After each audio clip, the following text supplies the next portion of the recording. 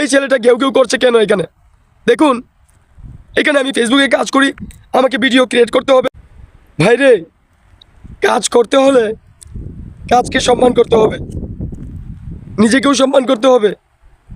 এখানে অবহেলা করলে কখনো চলবে না। নিজেকেও অবহেলা করা যাবে না, কাজের সাথে অবহেলা করা যাবে না। টাইম মেনটেন করে যখন যেটা করণীয় সেটাই করতে হবে, যেহেতু এখান থেকে রেজাল্ট আনতে চাই আমরা। সো এই যে আমার গলাটা ভাঙ্গা, বয়সটা সুন্দর না, রোদ্রের মধ্যে দাঁড়িয়ে কথা বলতে হচ্ছে, সেক্ষেত্রে অনেকেই ভাবছে এই ছেলেটা কেউ কেউ করছে কেন এখানে? দেখুন, এখানে আমি ফেসবুকে কাজ করি, আমাকে ভিডিও ক্রিয়েট করতে হবে। আমি একজন ক্রিয়েটর হিসেবে নিজেকে দাবি করছি, এই জন্য যেহেতু আমি এখানে কাজ করছি। সুতরাং আমি যদি কথা না বলি, আমি যদি ভিডিও না বানাই, ভিডিও ক্রিয়েট না করি, টাইম মতো পোস্ট না করতে পারি, ফেসবুক আমাকে চিনবে না।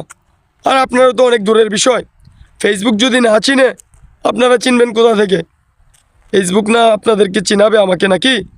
আমি যদি কিছু উপহার দিতে পারি ফেসবুককে, ফেসবুক সেটা আপনাদের সামনে পৌঁছিয়ে দেবে, এটা ফেসবুকের দায়িত্ব।